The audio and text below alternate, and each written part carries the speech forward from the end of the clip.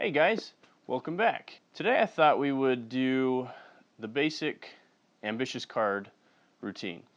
And I know a lot of you probably already know the ambitious card routine or a variation of the ambitious card routine, but I thought I would go over the basic ambitious card routine in case some of you are new to Magic, wanting to learn Magic. So I'm gonna go over the basics today of the ambitious card routine. Back in the late 90s when I worked at a Magic store and started getting into Magic, I think the ambitious card routine was probably the first card trick that I actually learned that had a sleight in it. So today I'm going to cover the basic ambitious card routine where a spectator picks a card and the card just comes back up to the top. So if you are familiar with the ambitious card routine or a double lift, I'd like to see your routine, see how you work your ambitious card. So if you have a video of it, send me a video link, and I'd like to see your routine, because today we're just going to basically go over putting a card in the middle of the deck and it goes up to the top. So I'm going to perform it for you guys right now, and then we'll go over how it's done. And this way we can build on the ambitious card routine. More videos, we can talk about controlling cards, and we can talk about more technical stuff than what this basic ambitious card routine is. So let's get into it. Alright, so let's get into the routine here. So go ahead, pick a card. That one right there. Okay, we'll just use that one. The four of spades.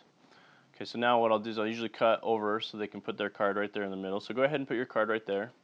So the four of spades, let me show you guys. That four of spades right there, we're going to dump it right there in the middle. Alright, so now what we're going to do is we're going to find your card here, give the deck a couple cuts, a couple more. Hopefully by doing this we've lost your card somewhere in the middle there. Now we can take a look, make sure I didn't cut to it on top. The nine of diamonds is on top. Okay, that's because I haven't done the magic yet. So what I do now is a wave and a snap, and just like that, your card is at the top, the four of spades. Now there's something a little further we can do. Now if I take the four of spades, and I take that and put it right there in the middle, we can see, there it is. Push that a little bit in there, push it the rest of the way in there. And I know what you're thinking, it's on top, right? Actually, it's not, because the three of hearts is. That's because we haven't done the magic yet.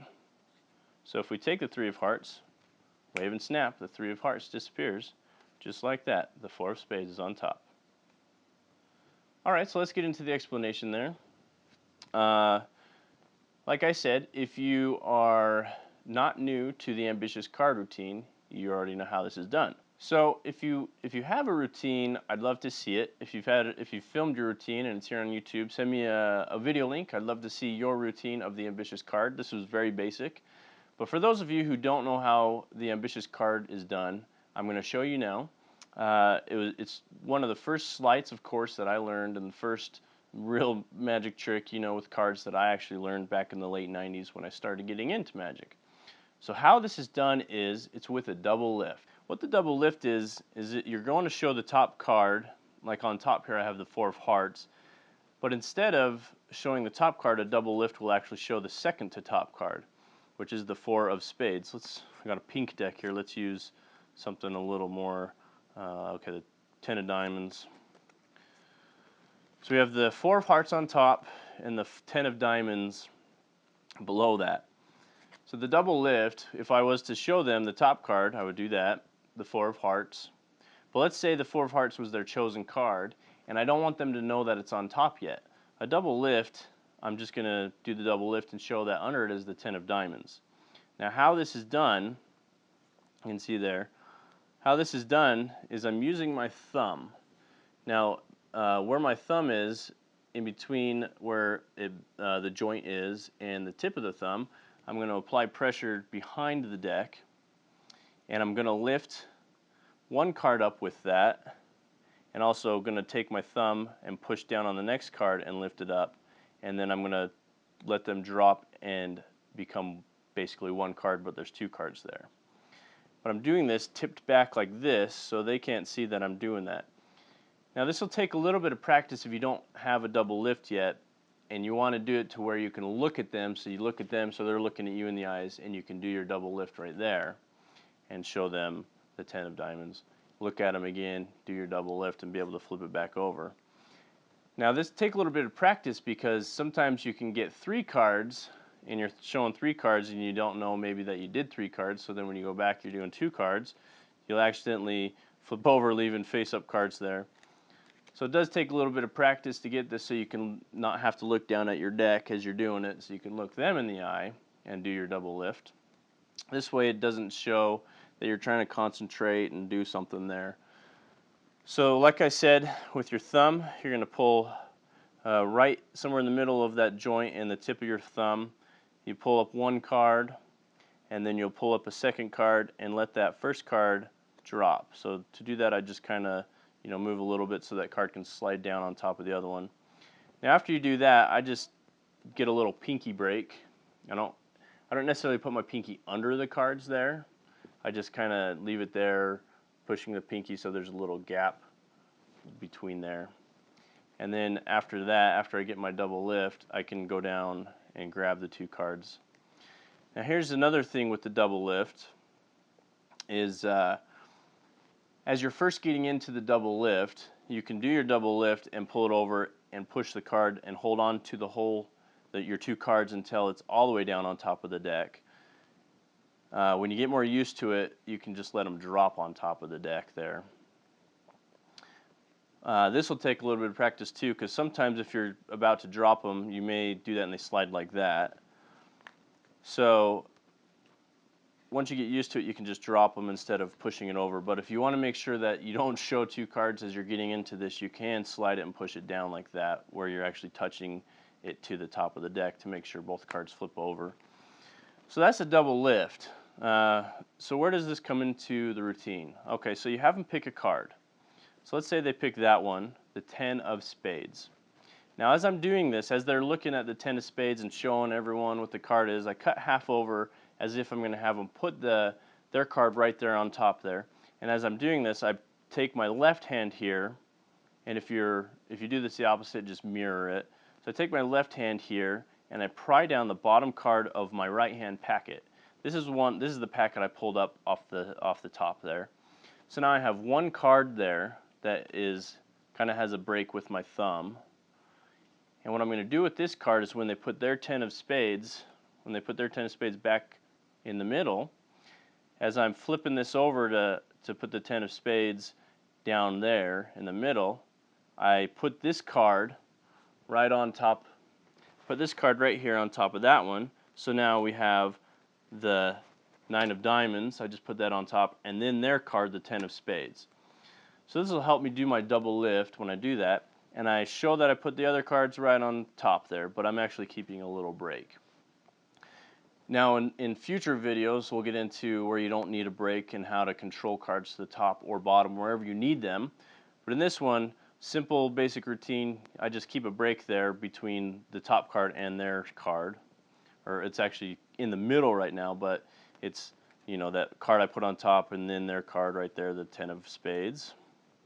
So once you do this and you put your break there so you know where it's at, I just do 2 undercuts, and by an undercut I just take half of that bottom pile there, so I still got my break there, and then I swing that over and put that on top. And as I'm doing this, I use my hands to grab that other underneath the break there and pull that up to the top. So I've just done 2 basic under to top cuts, and now what I have on top here is that card I put there and also their card. So now after I have their card second from top, I'll just do a couple false cuts.